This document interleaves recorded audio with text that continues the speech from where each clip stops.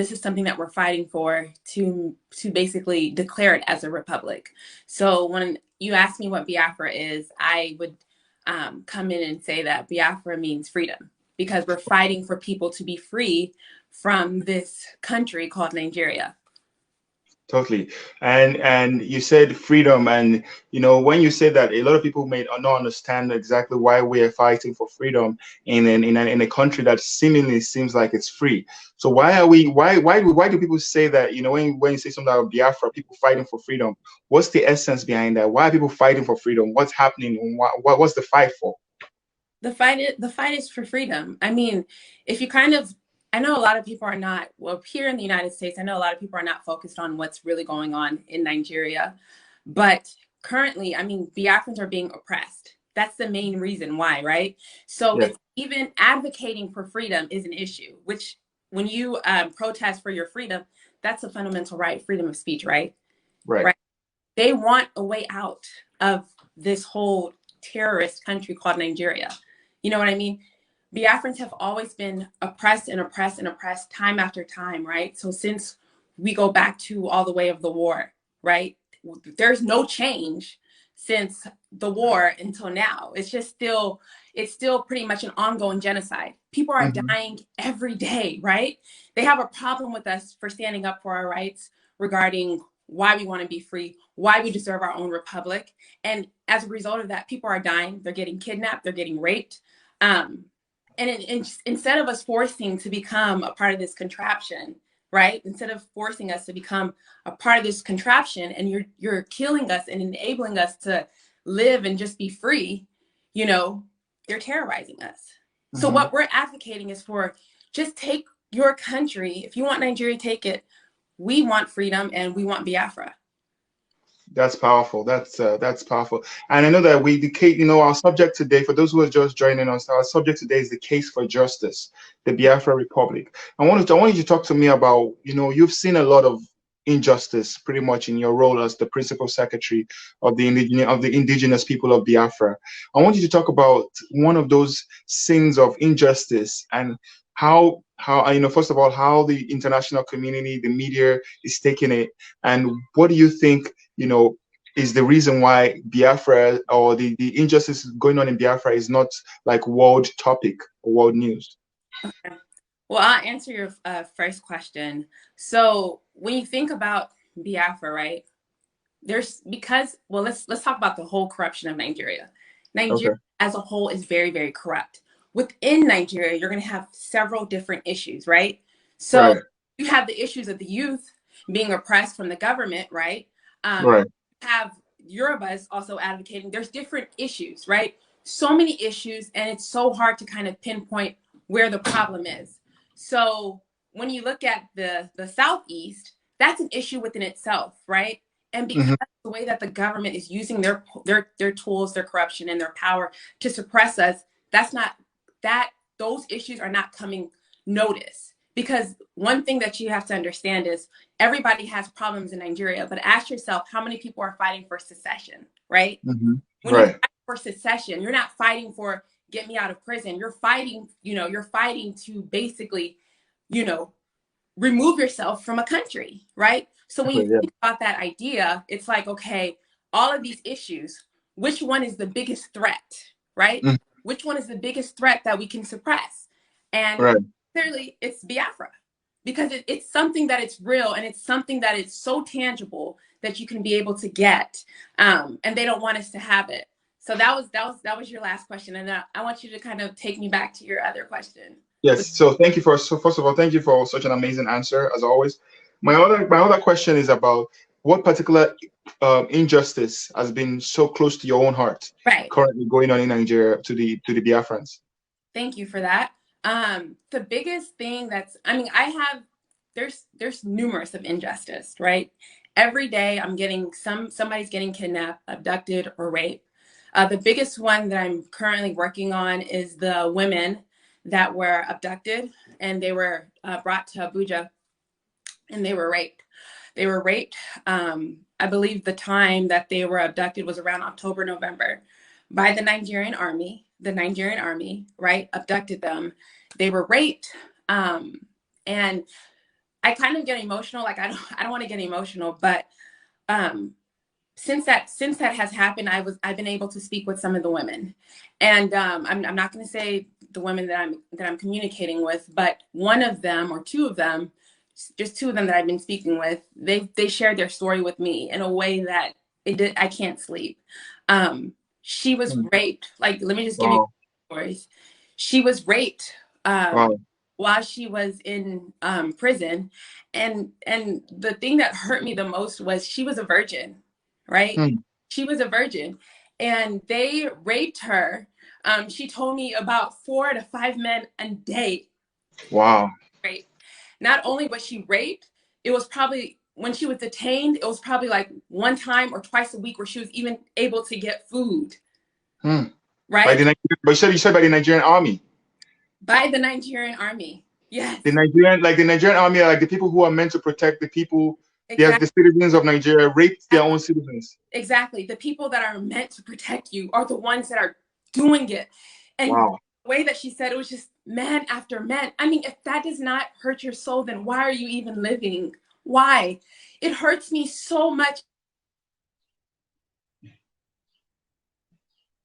Sorry, you're muted. I think you're muted, Carolyn. Carolyn, I think you okay. I can hear you now. Go on. Okay. It hurt me so much. I said to myself that every single one of those women that were raped or detained unjustly, their names are tattooed on my heart, and I will make sure that justice is served. Because the thing about it is, you see, this is the problems with Nigeria. You see, when the 300 schoolgirls were kidnapped, did you see that? The 300 girls? Yeah. That was a big deal, right? It was all over the news and stuff, which is very sad, right? Because the insecurity levels are, you know, it's just horrible. The 300 girls were kidnapped. This situation happened. Look at the media attention that it got. Zero. So my thing is, and Henry Shield, he had tweeted something that was so good. I would want to probably go back to that tweet, but basically it's like when things happen to Biafrans, it's like they're pretty much animals. They're at the bottom barrel, right? They're not even considered humans. They're not even considered, the governors in those states cannot protect them, right?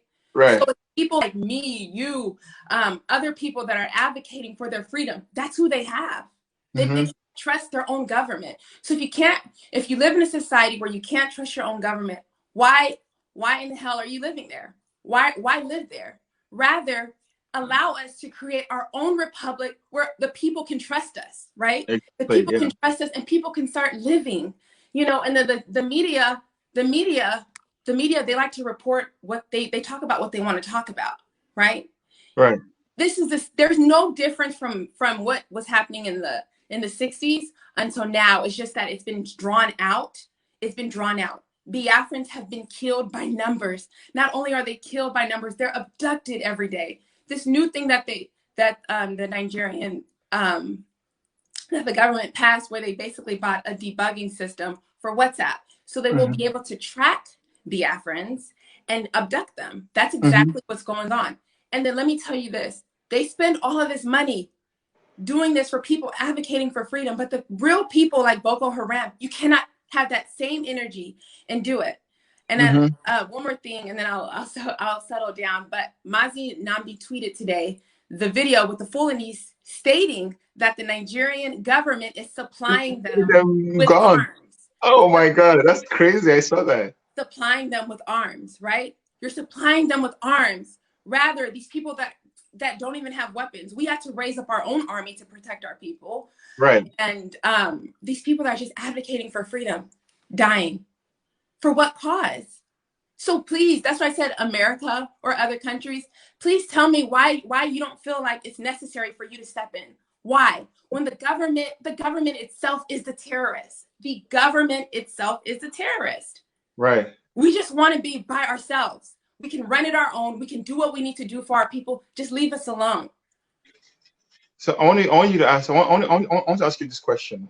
What do you think is about Biafra? What is it about Biafra that brings like a sort of like a shiver in the minds of like people or the people in government? Why are they so afraid about Biafrans or Biafra or the idea about Biafra? Why does it seem like there's always a conflict whenever people bring up the issue of Biafra, in conversations?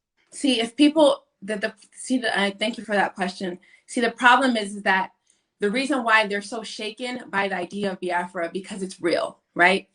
The government will laugh at things that they know that it's like not on their level, they can't worry about. But the way that we're rising and moving in a way is that Biafra is inevitable, right? Nigeria is on the verge of breaking. As a matter of fact, it's broken. Let's not even say it's on the verge of break. It's broken. So the fact that we're getting there, it doesn't sit well with them. Secondly, our ancestor spirits are real. People cannot forget the 1967 genocide. You cannot forget that. Some of the people now that are in the government, right? They were there during the war. Some of them were probably like teenagers and youth. They were there during the war. So just having that memory of, and people know that war, we lost a lot of people and they were at fault. It's a guilty factor too. Although they're evil, it's still a guilty factor. So it's like having that guilty factor and then seeing it as it's almost that it's possible, it's coming, where you can feel it coming.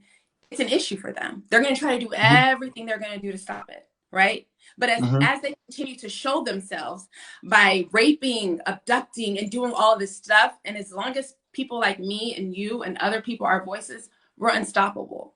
And that's what they need to understand. Yeah, totally. And I see that I've heard conversations where Mazi Nnamdi Kanu has spoken in several platforms where he has said that he has continuously written to international communities, written letters, and nothing has been done to help the situation. So do you think at any point in time, do you think that, the international communities will play any role at all towards the emancipation of Biafrans or Biafra people? I'm just going to be real, 100% real. So international communities, right? So when we think about the case of Biafra, what is the first country you think about, or the first international community that comes to your mind? I would think of Israel. Israel. United States. What else? United States. No, it's before the United States. Just a country that works so well with Nigeria. Oh, the United Kingdom, the UK. Correct, right? They have, listen, so it's just a lot of stuff. You have to understand how this works. You have to kind of really unwind. You can't just some people just say, well, why can't these people help? You have to understand how people's hands are tied, right? Right. United Kingdom, when you go back, right? When you go way, way back, right? They pretty much came into this place where they made up called Nigeria, and they forced people to adapt to this lifestyle that was not theirs, right? And not only were they forcing people to adapt to it, they were also benefiting from it, right? Because in a way, not in a way, it's facts that Nigeria is a company. That's what it is, right? It's a company, right?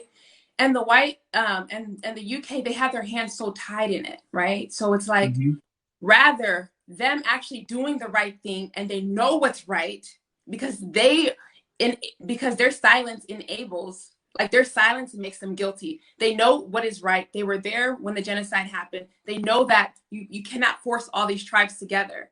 Rather than them actually undoing their wrongs and putting their stance on and saying, hey, you know what, let's just go ahead and declare, let's do something where we can help these people declare Biafra. They won't do it because their hands are so tied. Their hands are so tied in this whole country of Nigeria. And that's the issue. That's the issue. And if that, if they don't want to focus on Biafra, fine. Let's talk about NSARS.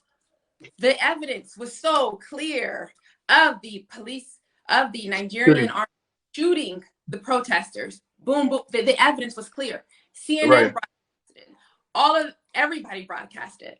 They even had something at the ICC court. And today I found out that so far only 4 police officers have been arrested. That's considered justice, right? That's considered justice. What has been done? You know what I mean? Just as Nigeria looks bad, the UK looks just as bad. They're at the same hands. There's no difference between the Nigeria and the UK, because if they're supposed to be a big brother, towards Nigeria, they're not allowing they're not telling them or correcting them for their wrongs, or at least giving us what we want. Right. Someone said, you know, Mike Starter said the UK military trained the SARS operatives. Yep. Yep. Yep. I you know, I knew that as well. And that's crazy because look at the way they train them. They train them to kill their own people, hate their own people. Mm-hmm. And those seeds have been grown in our minds. And now it's yielding so much fruit because we're seeing so much division in the country and so much hatred on all sides. And someone else also says that England is the problem of Nigeria today. They should let Biafra go. Another one says, you know, Ugochi says Biafra shall come. You know, Mike started again, said international community will ignore as long as they can because they are receiving resources from Africa. And I believe that's what's happening with most international communities because they see Africa as like a looting ground, a place where they loot resources. So they don't really see, there is no really like this urgency to save any Africa. And it doesn't even matter whether it's Biafra, whether it's any other parts of Africa. They don't care. So that's why, you know, and that this leads me to my next question, the Eastern Security Network. What do you say to those people who say the Eastern Security Network is a far cry or too much like the Biafrans have gone too far with the Eastern Security Network? What's your view on that? I wish I could. I was like, I wish my phone was open because I would show you a picture that I received this week, and then everybody watching can tell me why we need the Eastern Security Network. The government is not protecting us. The government of the states where Biafrans reside in, they're not being protected by their own government. They allow Fulanese to come into the land, right? They haven't really, you know, some of them are like walking on water. They haven't really actually put a standpoint on it. They allow all of these atrocities to happen to Biafrans. So when people are getting so tired of the dying and the killings and just the sad news every day, right? Mm-hmm. What's going to happen is you're going to continue to sleep on your back and just allow them to continue to do that? No. Every person deserves, they have a right to protect themselves. And that's exactly what the Eastern Security Network is doing. There's no wrong into what they're doing. You have a Nigerian army that supplies terrorist groups, right? That supplies actual terrorist groups and Fulanese with AK-47s when weapons you're not allowed to have arms, right? Right. But people that are advocating for freedom, it's a problem. They are the biggest enemy, right? So that's my issue. People need to stop questioning, why is there an Eastern Security Network? Why are you continuing to kill Biafrans? Mm-hmm. Why does the government continue to kill Biafrans, right? Mm-hmm. And allow it? No justice is ever served. So guess what? We raised our own army, and they're doing it. That's good. And that's good. Now, what's your view on the complacency? How complacent would you say the Nigerian journalists or the journalism in Nigeria has been? And what's your vision? Because you know Nigeria is moving to a brink of collapse. Everyone can see that Nigeria is going to collapse someday, sometime, somehow, with what's going on. But how would you say that the journalism in Nigeria is playing a role, you know, to even bring more, you know, problems in Nigeria? Well, we talk about Nigeria, it's a very impoverished country, right? So everything is pretty much controlled.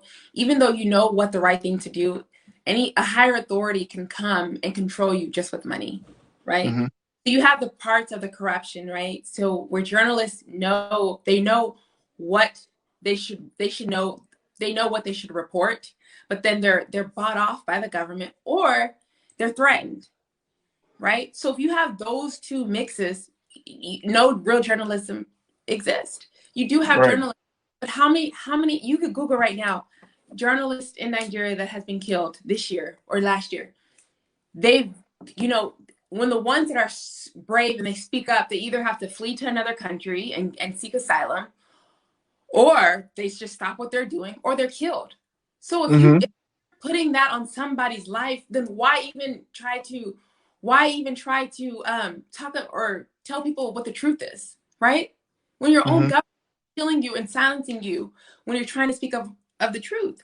So that's the main reason why journalism is not real. And then you have the journalists, and I'm going to call them out. I'm not going to call them out, but you have the journalist companies that try to attack, even Igbos that try to attack what we're doing, what Right. Biafra. They try to make these false narratives. They try to talk about Mazi Nnamdi Kanu. Oh, he's not doing this, or he's doing this, or he's doing this. All lies, lies, lies, lies, lies. Right. Continue to lie, lie, lie, lie, lie. In order to what? To defeat what we're doing? To defeat what we're doing? No, it doesn't work like that. So that's why for me, it's hard for me to kind of find a journalist and trust them, right? So what I do is there's certain journalists that I work with, and I work with them around and see what we can do, because Inner Society, very good, and they're not affiliated with IPOB, but their facts are so on point, right? Mm-hmm. I'm actually getting people here in America to actually look at some of their news because it's so on point, and that we need more of that.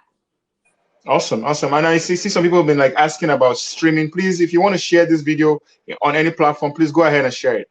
I have no reservations. Share it on any platform you desire. We want to get this message out there. This is a very timely message, and we have to keep talking about the injustice going on in Biafra, the nation of Biafra, the people of Biafra. So I want we just came out of Black History Month in America, all right? I want to ask you this question. What is your opinion? African Americans went through a similar situation like what's going on in Biafra land, where they were oppressed by white people, where they were killed by white people, where they were, hung on trees by white people. What's your opinion? What's the similarities between what African Americans faced in America and what Biafrans are facing in Nigeria? What's the similarities and how can we learn from African Americans and what they've done so far? The discrimination and being oppressed. That's the biggest similarities. But the thing about when Black people, when me being Black here in the United States, I said this before, I'll say it again. In ways, we're a second-class citizen, right? You're always judged. You're judged by your profession. You're judged by the way that you talk. Black people are judged, right? They're judged here. So in regards to, and who are they judged by? White people. You have to look at how slavery and racism put a big part in America, right? When Black people were so oppressed. I mean, like, I'm all Black Lives Matter, here, because that's what I fight for here as well. But if you just look at the history of America and Black people, they were just, it was horrible.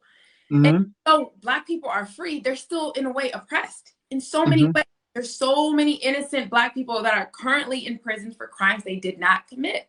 And I worked in an innocence clinic. And when you read, even they have no evidence and they're still locking them up, right? And this is a white justice system that's doing this to Black people. So now when you pretty much compare that to a country like Nigeria, it hurts more. You know why? Because it's your own people that are suppressing you, right? It's, yes, the British, fine. But it's still your own people that are suppressing you. So that's an issue. It's like, it's more of a, it's a dying pain. When you think about it, it's like Black on Black oppression. That's horrible. And that's what Biafrans are going through. Right. And now I see that, even in a similarity with what's going on in African American in America, a lot of people see like an escape from Nigeria being they traveled out of the country. Right. So someone, goes out and shares a testimony in church. Hey, I got a visa to leave Nigeria. I'm going to America.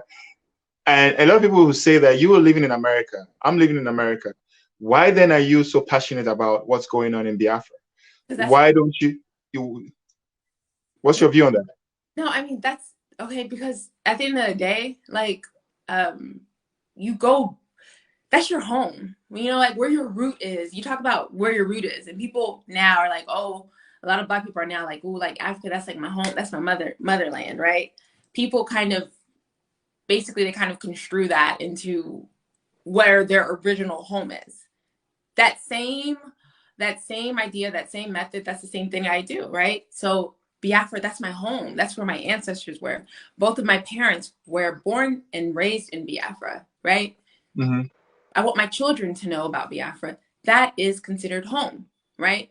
And there's no people that are here, Igbos and Biafrans that are Biafrans, all Biafrans that are here in the United States that that they have notice of what's going on, and they say, oh, it hurts my heart so much.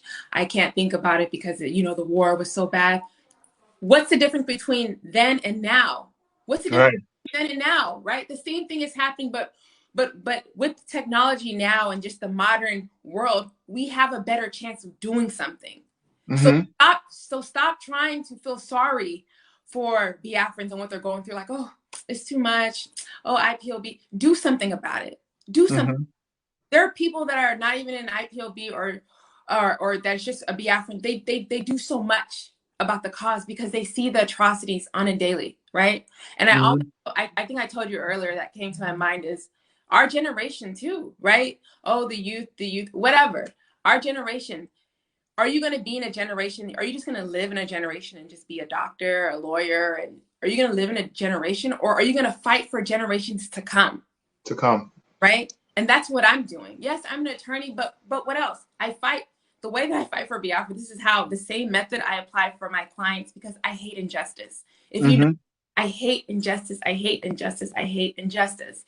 So the same energy that I use to fight for my cases here, I use that the same energy to fight for my people back at home, right? Right. Yeah. That's where it's at. Be that generation where you're gonna fight for generations to come. You only have one life to live. What are you gonna do to set yourself apart? What are you gonna do? What is the purpose that God has placed in your life to do in this world? Because yes, you can make a difference of being a doctor, an attorney, an engineer, and all of these good names, a baker, and whatever. But you ask yourself, right, when it comes to what we're doing, which is saving a population, that's huge. And people here in America that are Biafrans, or if you don't want to, Biafrans, or in other organizations such as UIU, join the struggle, right? Because this is real. This stuff is real. Yeah. And UIU is also, it's Umo Igbo Unite in America. And, you know, so many things are going on. I want to ask you now, someone might ask, like, there's so many uprisings going on in Africa. There is one going on currently in Senegal. There's one going on in Cote d'Ivoire. There's one going on all over the world. There's one going on in Uganda, you know, with the killings in Bobby Wine's election and so many killings all over the world. Someone might ask, what's so special about the Biafran struggle? Like, what's so special about the Biafran people? And what is the essence of all of this agitation, all of this noise coming up from that place saying they want to leave, and time again? What's so special about this struggle? So the thing is, which is crazy, is although I feel like, you know, Nigeria is very backwards and underdeveloped, a lot of different countries look at Nigeria as like the mantle of some sort of freedom, or, you know, as a structure that they can basically relate to or learn from, right? Which is sad. And that if you're placing Nigeria that high as a country, then think about what other countries are going to, right? Because Nigeria is very low regarding everything that's going on. So for me, when I think about, okay, we have this, we have Nigeria, and other countries are looking towards Nigeria. If we fight for freedom, if we fight for freedom, and when we get Biafra, and we basically show other countries in Africa, this is the example. Just be an example of what a country should look like. We have the resources, we have the wealth that was given free from God. Let's set that tone of what it looks like for people to exercise their fundamental rights, where you actually have a real military protecting you, where you have a president that speaks up live when atrocities occur, or a president that is not biased towards one type of ethnic group. No, Biafra is a representative of freedom. It represents freedom. You give us Biafra, and we're going to show you what a proper country, what a proper republic would look like in Africa as a continent. When people start to see that, right, you're going to be like, okay, if they can do it, I can do it too. You want to set that trend. And as long as this is going on, there's no trends that are going to be set. So you're saying that Biafra is going to be an example to African nations all around the world. And my next question to you is then, like, someone will ask you, what then are the lead? What then is the leadership in all this Biafra in Eastern Nigeria? You know, the governors, the local government chairmen, all these other people that are taking up leadership positions. What are they doing? What's your opinion on what they are doing, and how can they do better to make even significant progress to the life of the Biafrans all over the world or in Nigeria? So which leadership in Nigeria? Yes, the leadership of the eastern leadership. Now, the governors of these eastern states. What's your opinion on them, and how can they do better to support what the Biafra movement is all about? So let me stop you right there. So do better. They have not done anything. Okay. So we can't say how can they do better when they haven't done anything to help us, right? They're so caught up in the monetary, right? The monetary, the tangible of the money and the wealth that they're basically selling their souls and selling to basically generate from. So what can they do better? Nothing. They haven't done anything at all. What they can do better is look in the mirror and look to see if their ancestors could come out of their bodies or from their souls, right? They can pray to God to forgive them for their sins, for so much atrocities that has occurred in their hands. There's nothing that they've done that's benefiting us. They've hurt us more than help us. Because what you look at the top, when you look at Buhari, I don't address people as president if I don't feel like they are a president. So Buhari, if you look at him from the top or whatever, you know, he's feeding all of these governors and promising all these Igbo governors, or not promising, but I guess probably putting it in their heads that they possibly can become the president in 2023, right? You have all these youth rising up. Oh, we're going to have a youth democracy and rise up to become president. It's not going to happen. Look at the history of Nigeria and ask yourself, can an Igbo presidency happen? That's not going to happen. It's not going to happen. And until they see that, maybe or maybe not, they'll help, but it doesn't matter. I don't look to the governors to help us to where we're going. All we have is ourselves. We don't depend, we cannot, the way that you deal with the struggle is you don't depend on people, right? You fight for yourself and you fight for your people. Right. And so pretty much, from what I'm hearing you say, there is really nothing that they will do, and there's nothing that they can do. So my next question, I believe that the Biafran agitation has also awoken a different group of people now known as the Oduduwa Republic to speak up. So what would you say, and what's your advice to those that are agitating for Oduduwa Republic? And how would you say that they got this sort of courage from the Biafrans who have been shouting long ago? I'm very excited. I'm very excited. And the thing is, I'm very happy that we do have, it's just another support, right? It's like, oh, Biafrans are crazy, they're crazy, but we're not the only ones that are agitating for freedom. You have different people, you know, agitating for freedom. The Yorubas, Middle Belts, there's different people agitating for freedom because they're tired of Nigeria. They're tired of Nigeria. They're tired of raising their children in a place where they don't know if their children are going to be alive tomorrow. People are tired, right? So I encourage them to continue to do what they're doing, and we're right there with them, right? We're not just fighting for ourselves, but we're fighting for everybody that wants out of this. Everybody that wants out. So yes. That's good. That's a good response. Now, I want you to talk to us about, I know you were personal secretary to Mazi Nnamdi Kanu. What would you say what's your opinion about his leadership style, and what do you think draws people to Mazi Nnamdi Kanu, and what separates him from the lot of leaders that have come out of Eastern Nigeria? Well, I would say for him is fearless. I think one word, what I would say about him is fearless, right? And I feel like for you, fearless and uncorrupted, because the thing is, you have people that have tried to do what he's doing, but they get bought off, right? Or scared. Those two factors can make you, it can defeat you, not even less than a month, you're done. Those two factors, in order for you to do this on a level that he's doing, you have to be fearless and you cannot be corrupt. And you have to truly have compassion for your people, right? That's what it is. You have to have that. It's that level of compassionate for your people. And it's that level of understanding your purpose. People believe in him, right? How long has he been doing this? Let the records show. He's been doing this for how long, right? Ongoing and ongoing, has not been bought. And that same level of compassion that he had when he started is the same level of compassion that he has now, and it's only growing, right? So when people look at a leader and they're saying, okay, we're trusting this man with our lives, we're trusting this man to lead us to freedom, right? They're looking for mistakes. Time after time after time, year after year after year, he's always doing the same thing, fighting for Biafra, fighting for Biafra. That narrative has never changed, right? Right. So if you see somebody that's so consistent and so passionate about what they're doing, then come on, that's it. All they see.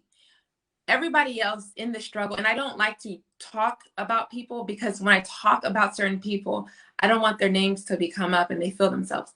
So people in the struggle that has betrayed the struggle, right? That try to go against Mazi Nnamdi Kanu, look at them now. Instead of them, and they say, oh, he's not doing it. What are they doing? The people that have left the struggle, they're not even fighting for Biafra. They're just ramping about Mazi Nnamdi Kanu, and they're so obsessed with him. They're so obsessed. So obsessed. You take all that obsession that you have with one person, use that same to fight for what you were fighting for, right? To fight for what you said that he can't do. But you're doing that, but you're just obsessed about him. Sickening. So again, consistency, compassion, right? And that uncorruptness, right? And that leadership, that's what you need. And that's why people are continuing to follow him. Totally, totally. And what's your advice to those that are currently in, you know, the Biafran agitation, the Biafra spirit, the Biafra movement? What's your advice to them to keep fighting, to keep going? What's your advice to those in the ESN who are volunteering to be in the ESN? It's a tough job, obviously. What's your advice to them? What would you say to them? Your efforts are going to pay off. All of our efforts collectively are going to pay off, right? ESN, they have a job to protect the people on the ground. People that are in Twitter or social media, they have a job to get the news out. People that are here in America, you have a job to talk to your government. Everybody's effort is going to play, it's going to pay off. The thing that I encourage people the most is that in anything that you do, God is number one. I don't believe that you can do something if God is not the center and focus of what you're doing. If God is not the center of focus of what you're doing, any plans that you have will fail. God is the center and focus of this movement, right? We need to continue to pray to God to get us through this, and not only pray to God to get us through this, but thank him in advance for what he's going to do. Thank him in advance for what he's doing, because we've came a long way. I've only, believe it or not, I've only been in here since October, and I just pretty much took off because, again, I hate injustice. So we need to just continue to, you know, be each other's friend, best friend, you know, love one another, and just continue to pull each other up when somebody else is low, because it's hard. You know, it's hard seeing the atrocities day by day. It's very, very hard. So we need to continue to encourage one another, pray for one another, and know that at the end of the day, God is going to free his people. Free his people. He's going to free people that are going through this atrocity, that are having to. So yes. Thank you.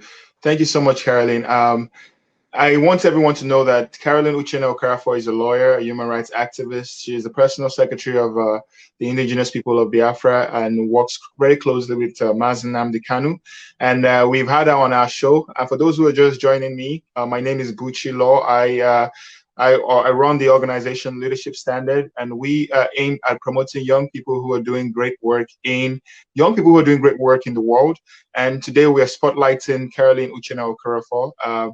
As you all have been here since the beginning of this show, you can see how passionate she is about issues of injustice, issues of you know, killings and murders and rapes of young women in Nigeria by the Nigerian army, allegedly. But that is what it is, because we know that is what has been shown. But we will continue to, you know, we'll continue to have her on this show, you know, to keep talking. And I know you said you only have an hour to spend, and I'm always like a stickler to time, and I don't like to exhaust my my guests. But is there any final words you want to say, Caroline? A lot of people are pulling on your strength, and I know that you as well. I don't know where you get your strength from, but I know that you get your strength obviously from God. I could tell how passionate you speak about God and, you know, his guidance in your life. But are there any final words? Is there anything you want to say? Maybe I didn't ask you about it, but if there's something you want to tell people who are listening.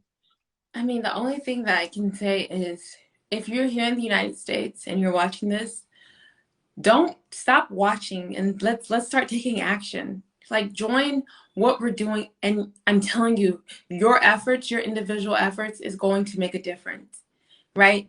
And those of you who are unfortunately in Biafra right now, praying every day just to live, help is coming. We're coming, right? We're gonna help you, and I just want you to just.